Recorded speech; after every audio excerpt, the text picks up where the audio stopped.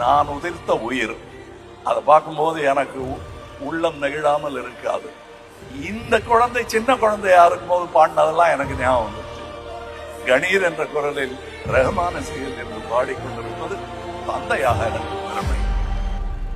கனவில் நான், தொலைவில் நீ,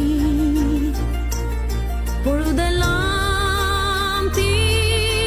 தீச்சிறகே இருந்தும் நான் ரசிக்கிறேன். நினைவெல்லாம்